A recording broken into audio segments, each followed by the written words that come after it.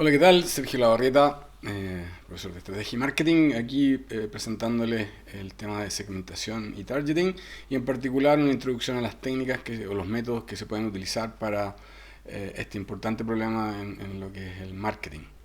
Em, Bien, eh, bueno, voy para atrás. En términos generales, una de las cosas que uno tiene por las cuales tiene que partir en cualquier análisis de mercado o análisis de marketing, ¿cierto? Es la definición del mercado. Y esto es una cosa interesante porque, como ustedes saben, el mercado es el lugar donde se juntan, ¿cierto?, los oferentes y los demandantes. Por lo tanto, el mercado siempre uno lo puede, de alguna manera, analizar desde el lado de la demanda o desde el lado de la oferta, o sea, desde el lado de los consumidores y por tanto qué tipo de necesidades son satisfechas, y un mercado puede ser definido como de alguna manera todos los consumidores que buscan satisfacer un mismo tipo de necesidad o tienen un mismo tipo de patrones de sustitución.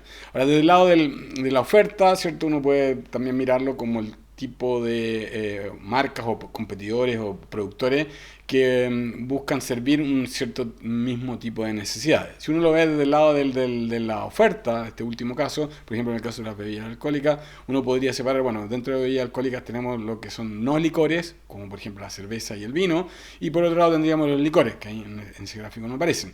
Y dentro de cerveza uno podría ir a la cerveza, que es el mercado que se consume en el hogar, y el otro que se consume en el canal. Ahora, si uno quiere definir el mercado, uno podría definirlo a nivel de las bebidas alcohólicas, que es como la industria principal, o incluso de los no licores, ¿cierto? O en particular más reducido a nivel de la cerveza. También podría llegar abajo a otras opciones, por ejemplo, hay el mercado de las cervezas que se venden en restaurantes, o el mercado de cervezas que es para los hogares, o el mercado de cerveza importada. Uno podría hacer una separación dentro, o de alguna manera una precisión mayor dentro del mercado de cerveza, que sería más pequeñito. Ahora, probablemente si yo estoy compitiendo con una marca de cerveza, por ejemplo, soy, no sé, cerveza Cristal en el caso de Chile, o alguna otra, que sea yo, Presidente en el caso de República Dominicana, y yo estoy tratando de segmentar ese mercado, obviamente me voy a fijar probablemente a nivel de esa categoría de producto o de tipo de producto, como sería el de la cerveza.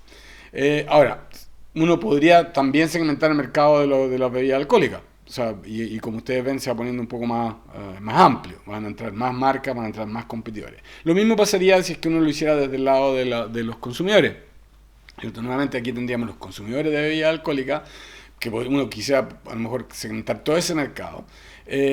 Pero si yo soy una marca de cerveza, quizás voy a tratar de segmentar más los consumidores del mercado de cerveza. Va a depender del problema de investigación, va a depender del objetivo que yo tenga. Si yo quiero hacer una estrategia de marketing para el área de cerveza, probablemente me voy a quedar ahí. Ahora, yo también podría en el caso de la cerveza uno podría hacer como dos tipos de segmentación. Uno es, por decirlo así, los consumidores, ¿cierto? Y por otro lado los canales. Entonces ahí también fíjense que hay una separación que uno podría hacer. A veces uno no considera el cliente indirecto, perdón, el cliente directo, pero el cliente intermediario, que podría ser el mercado B2B o el mercado de los distribuidores o los minoristas, que también hay que tener ojos a veces, porque a veces también uno quiere segmentar eso, quiere segmentar clientes, y que en este caso serían los distribuidores, y también quiere segmentar consumidores. Y después hay que elegir cuáles son los criterios, ¿ya? Entonces, en términos generales, en la segmentación uno siempre se focaliza como en la partición, como en la división de este mercado. En este caso nos vamos a focalizar más en consumidores, o sea, desde el lado de la demanda, pero recuerden que las técnicas que vamos a utilizar se podrían utilizar también para segmentar competidores, ¿cierto? En realidad, las técnicas que vamos a ver se pueden utilizar muchos problemas, pero nuestro foco en este video es el tema del marketing, ¿cierto? Para problemas de marketing. Entonces ahí aparece marcado como dos grandes grupos de tareas. Una tarea que tiene que ver más con la segmentación propiamente tal, es decir, con la división de los consumidores en grupos que son de alguna manera homogéneos al interior y heterogéneos entre sí. Están ahí en celeste. Y la otra que es posterior a eso, una vez que yo tengo esta división hecha, ¿cierto? Y que yo estoy más o menos de acuerdo que estos grupos tienen sentido. Entonces yo tengo que pasar a la fase de targeting, que es la elección de qué segmentos van a ser a los cuales yo voy a dedicar mis esfuerzos. Y también puedo, o sea, la tarea de segmentación no termina solamente con dividir, tiene que terminar con la elección de mercados objetivos. Eso es importante que ustedes recuerden porque a veces uno lo deja sin considerar y es un tema muy importante. Entonces para la segmentación ahí aparecen dos fases, una de particionamiento y otra de perfilar. Es decir, una vez que uno tiene dividido el mercado, digamos, el mercado de los consumidores en distintos segmentos, para chequear esta solución es buena, pero también si es que ya la tengo para tener más información respecto de ella, es que yo necesito perfilarlo, es decir, necesito de alguna manera tener una descripción más rica, más completa de lo que son los distintos segmentos para mejorar la interpretación y entender dónde están, quiénes son, más características de ellos. Y en función de eso yo puedo además evaluar el atractivo del mercado porque con esos datos puedo saber, por ejemplo, quizás al perfilarlo cuánto consumen, dónde están, si están en lugares más remotos, en regiones, en ciudades, en el campo, en distintas partes. Voy a poder evaluar el atractivo de los segmentos, que también un elemento importante. ¿Cuántos son de partida? ¿Cierto? ¿Cuántos son y cuánto consumen? Los elementos más importantes y si están creciendo o no están creciendo. Eso me va a permitir evaluar el atractivo de los segmentos y en función de eso y en función además de la oferta y de los objetivos de marketing que yo tenga, voy a poder elegir cuáles son los segmentos que conforman el mercado objetivo. Bueno, eso es más o menos lo que está ahí. Voy a ir rápidamente, ya lo he mencionado. Ahora, respecto a los criterios para segmentar, bueno, en general uno debería elegir criterios que son vinculados a necesidades y deseos, es decir, motivos, necesidades, a lo que las personas, los clientes, los consumidores, ¿cierto? Necesitan, quieren, requieren de las marcas o quieren satisfacer.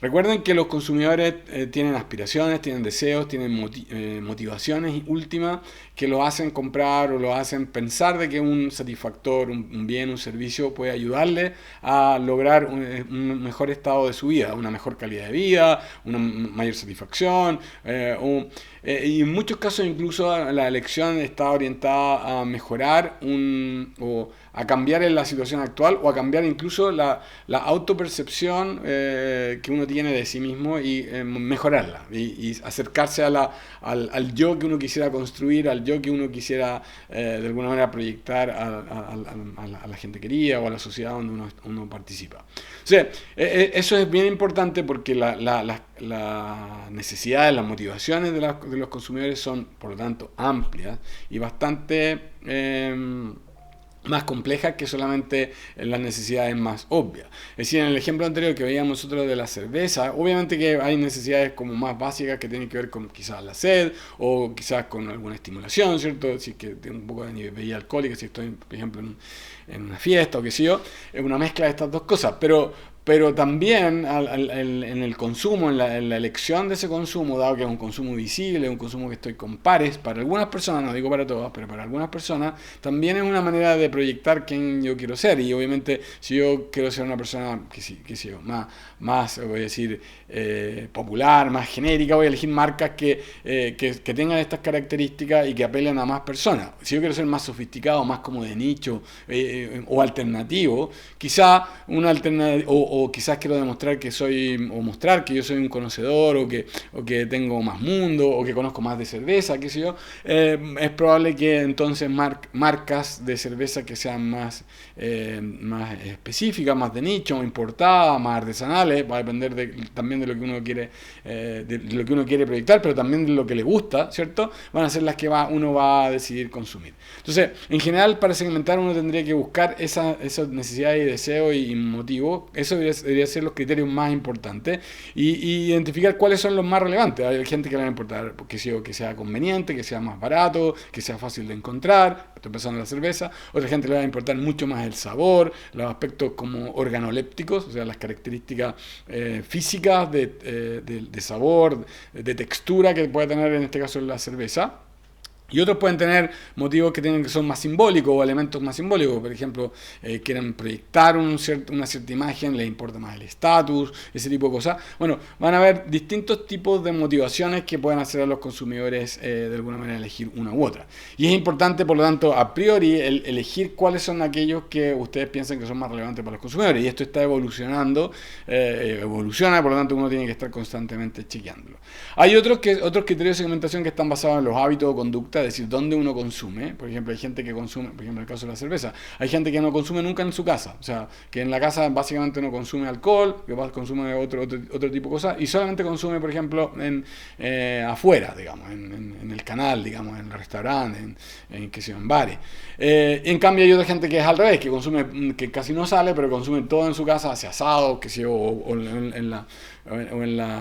o diariamente consume cerveza. Hay algunos que lo hacen, como decía recién, diariamente, o sea, todos los días es parte de alguna manera de las bebidas que se consumen habitualmente, y otros que solamente lo hacen en fin de semana. Entonces fíjense que ahí hay hábitos o conductas que también pueden ser importante. También hay otros criterios, por ejemplo, en el caso de los clientes industriales, eso es importante también considerar, no es exactamente lo mismo un cliente industrial, por ejemplo, un minorista masivo, un distribuidor, una botillería, supongamos, que un consumidor. Una botillería, un minimarket, alguien que distribuye las distintas marcas de cerveza, en este caso, van a requerir cosas distintas. Probablemente a ellos les importa que haya mucha rotación, que a lo mejor les puede importar que haya promoción, que les apoyen con material de merchandising, con material de apoyo a la venta, que hagan ofertas, que les den plazos de pago, que les den facilidades, etcétera, que les regalen cosas, no sé. Pueden haber distintas razones que son diferentes a las de los consumidores para efectos de que el dueño de una botillería o el dueño de un mini market, ¿cierto?, prefiera de alguna manera traer una marca o algunas marcas de cerveza versus otra. ¿Ya? Lo más importante es elegir criterios que reflejen las mayores diferencias entre los consumidores, por lo tanto que puedan distinguir a estos consumidores y clientes de manera efectiva. Aquí hay una lista de criterios que nosotros hemos separado entre criterios duros y criterios blandos, que después cuando veamos los métodos lo van a poder aplicar un poco más. Pero básicamente los criterios duros son de alguna manera más descriptivos y son más observables. Son datos que de alguna manera uno puede conseguir más fácilmente.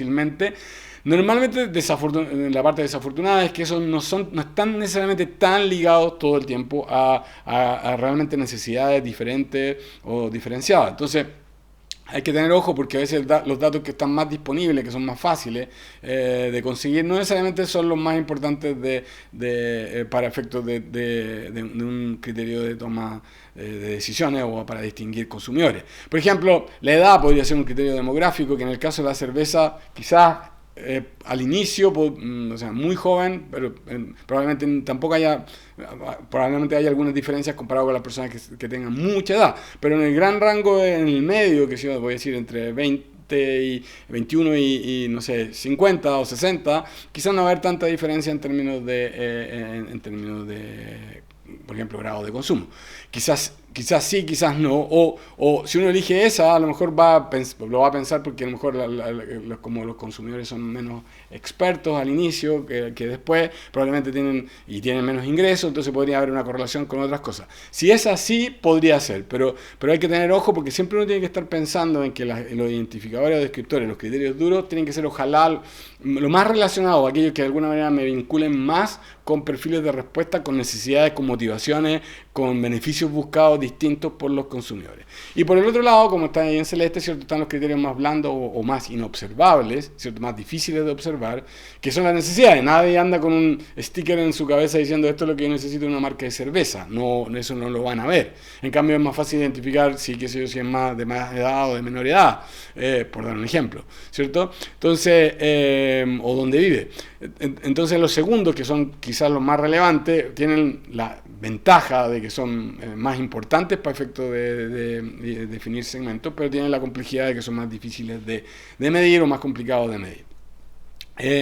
Ahora, siempre, como decía recién, es crítico el elegir criterios que sean relevantes. Y muchas veces hay ciertos criterios que uno como que repite, y dice, ah, bueno, es que siempre en otro mercado yo segmentaba en base a criterios, por ejemplo, socioeconómicos, el ingreso, porque el criterio socioeconómico afecta mucho la toma de decisiones. Puede ser, en algunos mercados, yo pienso que cada vez menos, en la mayoría de los mercados, o sea, salvo en algunos que son muy específicos, pues los grupos socioeconómicos cada vez más están teniendo menos importancia. No estoy diciendo que no tengan importancia, sino que cada vez tienen menos importancia. Lo importante es que ustedes identifiquen si es que para el mercado que ustedes están analizando tiene o no tiene relevancia, o hay otras variables que pueden ser mejores para de alguna manera segmentar o distinguir a los clientes. Aquí hay un ejemplo sencillo que es, por ejemplo, lavadoras automáticas. Entonces uno podría pensar, quizás antes, ¿cierto? Decir, bueno, una de las razones por las cuales, o qué grupos de gente tienen más probabilidad de comprar una lavadora automática.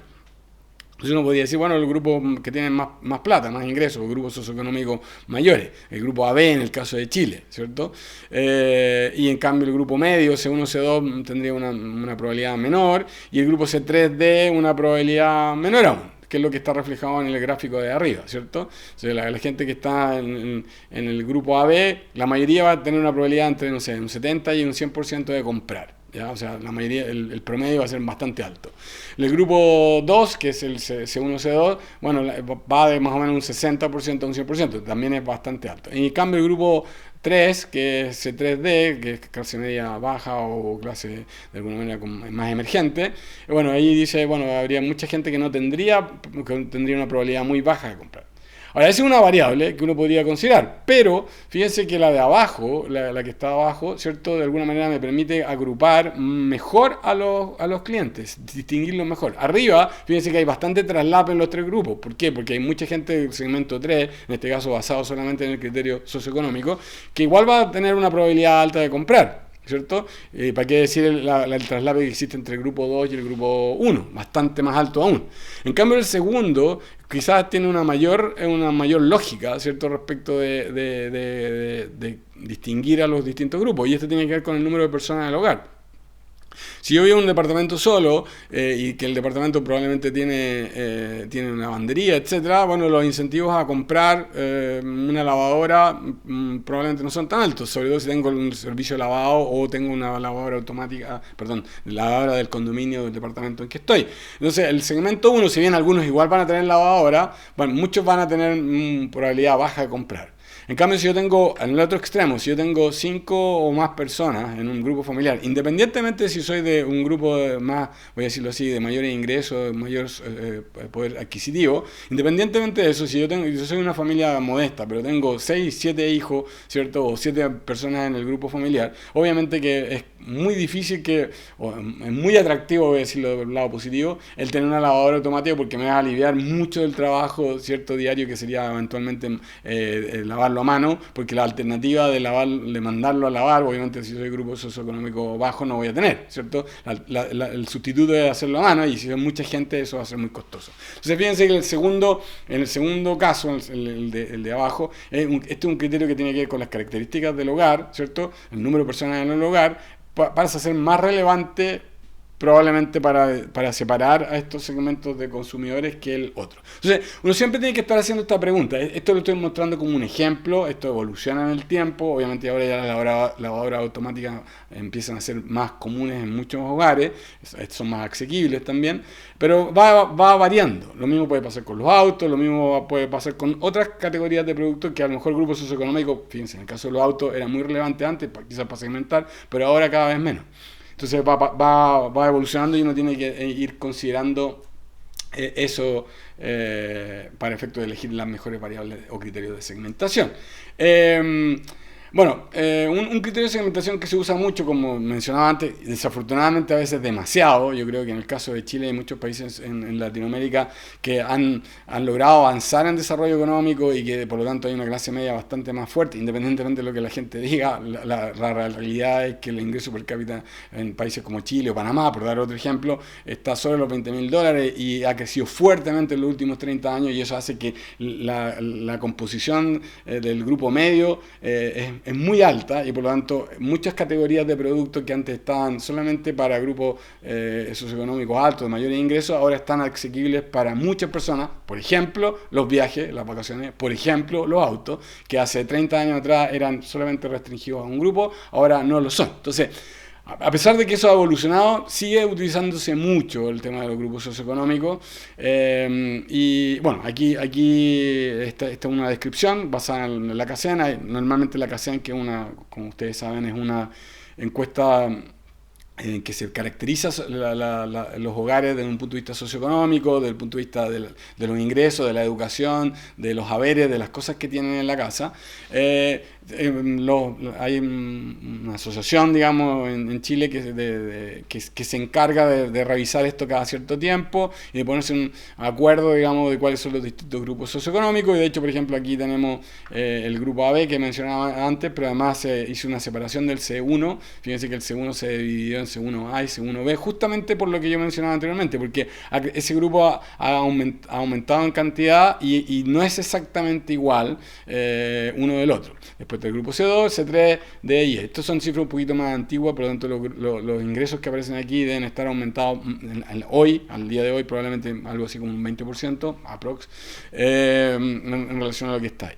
Y ahí hay una caracterización que yo creo que les puede servir. Ahora, lo interesante, fíjense que, por eso es que hay que tener ojo con esto, porque si uno utiliza el grupo socioeconómico como un criterio, fíjense cómo varía incluso dentro de un país o dentro de regiones. Aquí estamos viendo el Gran Santiago versus el país, y fíjense cómo en el caso de Gran Santiago, los grupos D y E, perdón, D y C3, ¿cierto? Sobre todo el C3 es 28%, en cambio el D es solamente un 30%. En cambio en el resto del país, el grupo D, que es un grupo emergente más pobre, digamos, ¿cierto? Es 37%, y los pobres es aproximadamente un 13%. O sea, gran parte de la pobreza mayor está fuera de Santiago y en el resto, comparado con el país entero, ¿cierto? Entonces eso podría, bueno, es una explicación también por la cual mucha gente emigra a la ciudad o emigra a la capital, y eso no solamente en Chile, sino en otros países.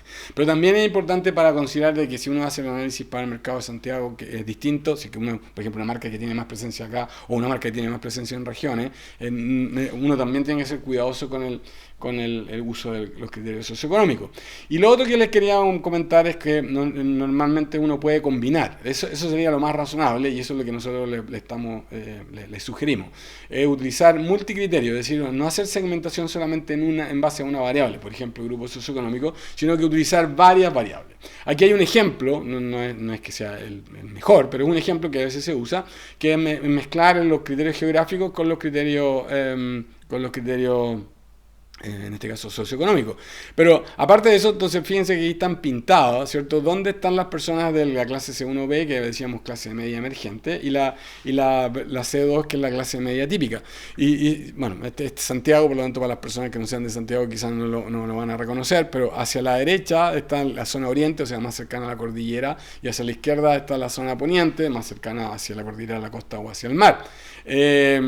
Esto es interesante porque en general los barrios, voy a decir así, con mayor, que tradicionalmente han sido considerados como de mayor poder adquisitivo, son estos que calzan con esta clase media emergente. Entonces es una cosa interesante porque muchas personas, hogares que antes no eran de clase media o eran de clase media más bien baja, han ido yéndose a los mismos lugares donde está la clase alta. O sea, por ejemplo, este que está aquí es la comuna de Las Condes, ¿cierto? Entonces hay mucha gente de la clase media emergente que vive ahí en Las Condes o vive en Providencia, que son comunas tradicionalmente más, voy a decir, ricas, pero al mismo tiempo esa clase media emergente también está presente, por ejemplo, en comunas como Maipú, en la propia comuna de Santiago, en el centro de la ciudad, o en las comunas un poco hacia el sur de la ciudad, como en la Florida. Entonces, fíjense que como está más diversificado, y por lo tanto, si uno pensara que toda la gente que vive en las comunas, entre comillas, ricas, son todas personas ricas, es obviamente una equivocación, ¿cierto?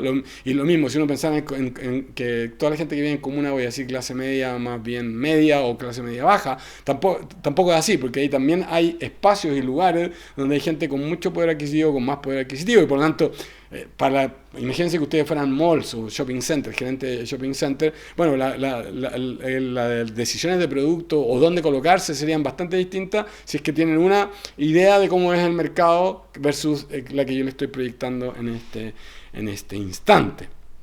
Y la clase media típica, bueno, fíjense cómo está concentrada en este caso más hacia el sur de la ciudad, pero también algunos comparte ahí, por ejemplo, algunos espacios con la clase media emergente. Bien, otro criterio que también a veces que se utiliza, yo lo menciono solamente para que ustedes lo tengan en consideración, a veces esto se utiliza más en Estados Unidos. Yo vi hace poco un estudio que se hizo en Perú, que también es interesante, que quisieron aplicar algo parecido a esto, que es una segmentación un poco más sofisticada, basada justamente en criterios blandos, pero en valores y en estilos de vida, es decir, en cosas que son más profundas que las personas desean, ¿cierto? Y por lo tanto construyen su vida en función de esos valores y de esos estilos de vida. Y estos factores como subyacentes de alguna manera van a manifestarse después en alguna necesidad específica al respecto. Entonces, y bueno, esta es una clasificación que es bastante usada, sobre todo en países anglosajones, que es este esquema VALS, como para que tengan una idea de que hay otros esquemas que se pueden utilizar también para segmentar. Bueno, como yo mencionaba, una parte es la segmentación y otra parte es el targeting. Y el targeting tiene que ver de alguna manera con elegir o evaluar cuáles son los segmentos que tienen más atractivo y después elegir aquellos donde haya más atractivo y además tengo más match, más ajuste con las cualidades de mi oferta o mis propuestas de valor. Algunas de las cosas o las preguntas que yo tengo que resolver para definir los segmentos objetivos. El primero es cuál es el tamaño de los segmentos. Obviamente tamaños o sea, segmentos con mayores tamaños van a ser más atractivos. Tamaño en un sentido no solamente desde el punto de vista de cantidad de personas, sino de cantidad de productos vendidos y de valor vendido. Fíjense, hay 3 tamaños que uno puede calcular. Uno es el tamaño en gente, cuántos habitantes o cuántas personas, consumidores hay en un determinado segmento. Otro es cuántos productos se venden y el otro es cuánto valor se vende. Normalmente las empresas están más interesadas en el último punto, en el valor, ¿cierto? O sea, de alguna manera la cantidad de personas y cuánto compran. Fíjense que el cuánto compra cada persona también es un elemento interesante porque uno lo puede subdividir en el precio que están dispuestos a pagar, lo que puede ser ahí con P sub I, por Q comprado en cada ocasión, además por la frecuencia o el número de ocasiones que van a comprar. ¿Cierto? O sea, hay gente que puede ir muchas veces y compra muy poquito y está dispuesta a pagar muy poco. Hay otra gente que al revés, en el extremo. Gente que va muchas veces, que cada vez compra mucho del producto, sumamos mucha cerveza y además no le importa el precio, compra lo que haya. Compra al precio que haya. Entonces, fíjense que esas personas o ese segmento, el último que estoy mencionando, desde el punto de vista de valor, es mucho más atractivo, podría ser mucho más atractivo que el otro. Aquí se mete también para la gente que ha escuchado del Customer Equity y de los enfoques basados en el valor de los clientes. Uno también podría segmentar en base al Customer Lifetime Value, que es de alguna manera calcularle, es un poco lo mismo que hicimos anteriormente, en el ejemplo que está más arriba, pero en vez de hacerlo por una sola vez o por un periodo corto de tiempo, es calcularle cuánto cada consumidor o hogar, si es que uno lo hace a nivel de hogar, si es que está segmentando hogares, cuánto va a ser el valor de la vida de ese cliente. Es decir, supongamos que seguimos con el ejemplo de cerveza, ahí tenemos un hogar que consume mucho, como decíamos recién, pero además lo va a hacer desde aquí a 50 años, porque es relativamente joven el hogar o las personas que viven en el hogar. Entonces, obviamente ese hogar es un hogar que tiene un Customer Lifetime Value mucho mayor que otros, de un par de personas que son más de edad, ¿cierto? Que ya están retiradas, más de edad y que consumen no mucho, consumen de repente una cervecita por ahí o para tener para los amigos y que además desde el punto de vista de consumo futuro va a ser no tanto, por lo tanto su valor de vida como hogar cliente, ¿cierto? Va a ser menor.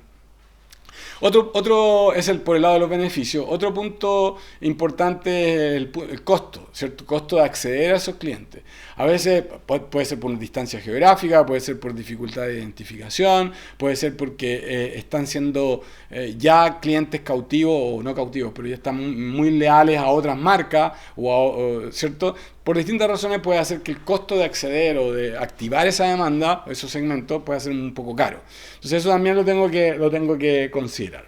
Junto con eso pueden haber otros beneficios por los cuales yo pueda elegir atacar o tratar de servir un determinado segmento. Por ejemplo, yo quiero, a lo mejor un segmento a lo mejor no es tan atractivo, quizás no es tan atractivo desde un punto de vista de la cantidad de personas o del volumen que van a comprar, pero si logro cautivarlo, si logro incorporarlo, eso me reporta a mí una cierta imagen.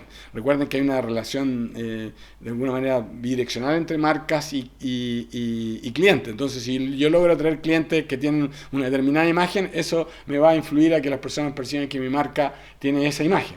Y eso puede ayudar a que en los otros segmentos que son más atractivos, que son más grandes, mi marca esté mejor posicionada. Entonces puede ser una razón estratégica. Otra razón puede ser al revés, puede ser evitar que entren otros competidores a ese segmento.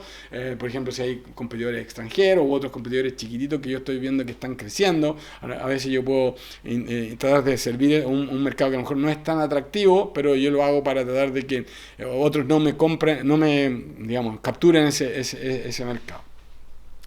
Bueno, entonces en base a estos distintos criterios yo debería evaluar cierto digamos, el valor neto de cada segmento o el atractivo neto de cada segmento y elegir aquellos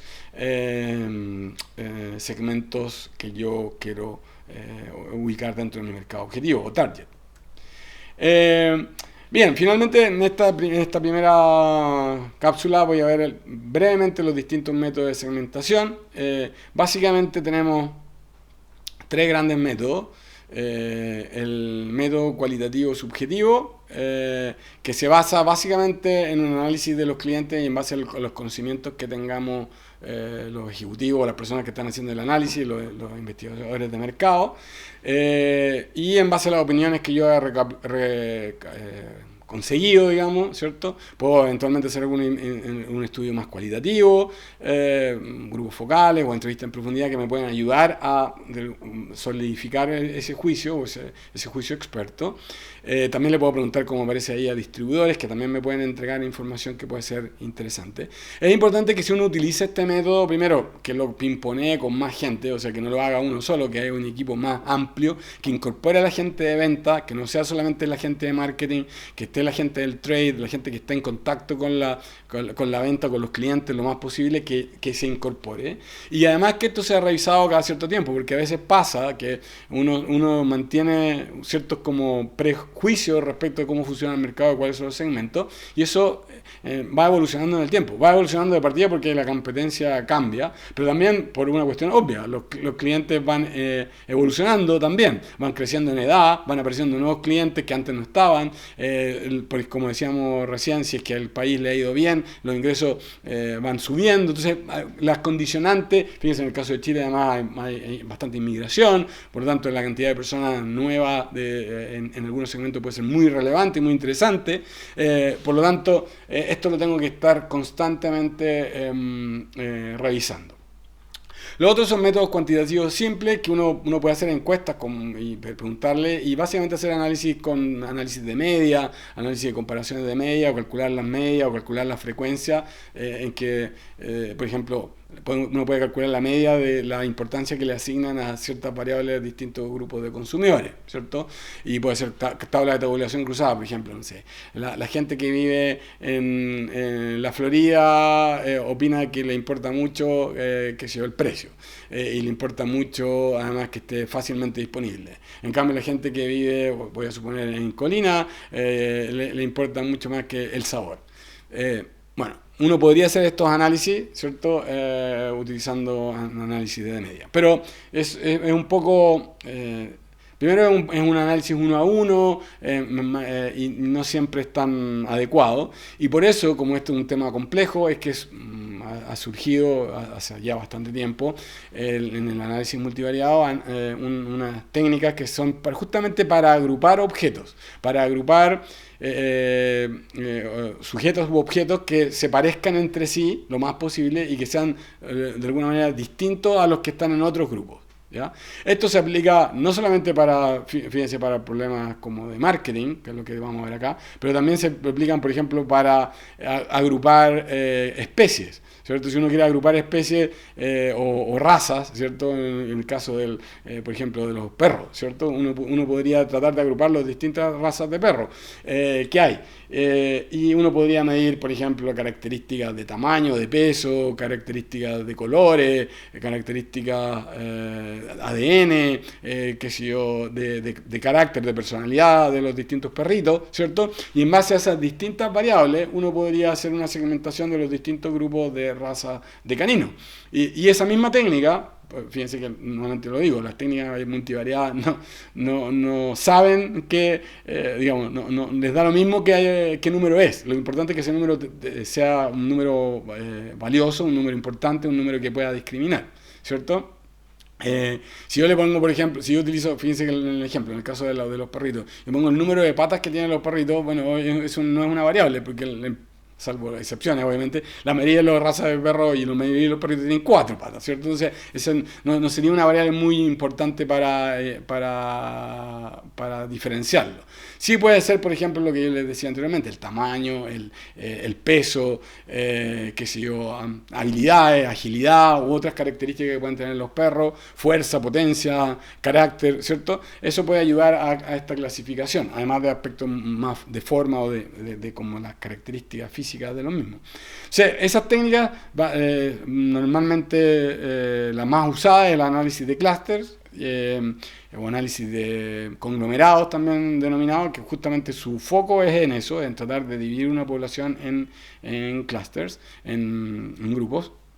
Y el otro es el análisis discriminante, que es un poco distinto, que el análisis discriminante trata de buscar una función que de alguna manera divida o que separe fuertemente distinga, digamos, fuertemente grupos en este caso de clientes. El otro trata de agrupar gente que se parezca al interior.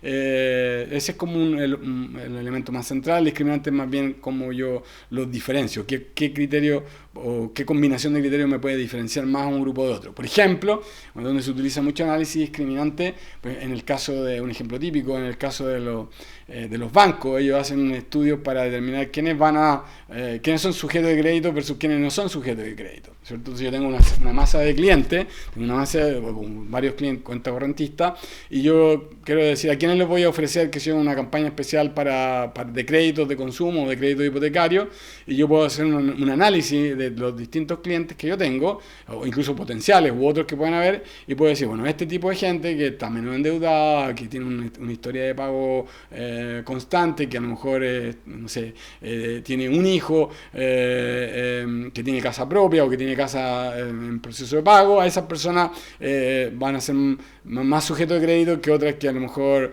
están muy endeudados, que tienen muchas personas en el hogar que dependen de él, que su ratio de ingreso a deuda es muy alto, lo que fuere, y yo puedo hacer un modelo que discrimine entonces entre un grupo y otro para separarlo y, por ejemplo, decir, bueno, yo me voy a enfocar en el grupo 1 que creo que es el que le puedo ofrecer estos productos. Bueno, independientemente del método que uno utilice, si es el cualitativo, el cuantitativo simple o el multivariado, que es donde nos vamos a enfocar más, es importante que sea multicriterio. Como veíamos anteriormente, un solo criterio no va a ayudarnos a representar lo que es el mercado y no nos va a ayudar a identificar los distintos segmentos de manera interesante para una estrategia de marketing. Por lo tanto, tengo que desafortunadamente utilizar el multicriterio y es ahí donde nos ayudan el análisis de clúster, porque nos permite meter varios criterios de manera simultánea y poder lograr una solución. Bueno, vean los siguientes videos donde veremos más temas de análisis de clúster. También les dejamos una capsulita más pequeñita donde aparece el tema de segmentación explicada de manera más corta por si les interesa y lo quieren mirar. Que estén muy bien.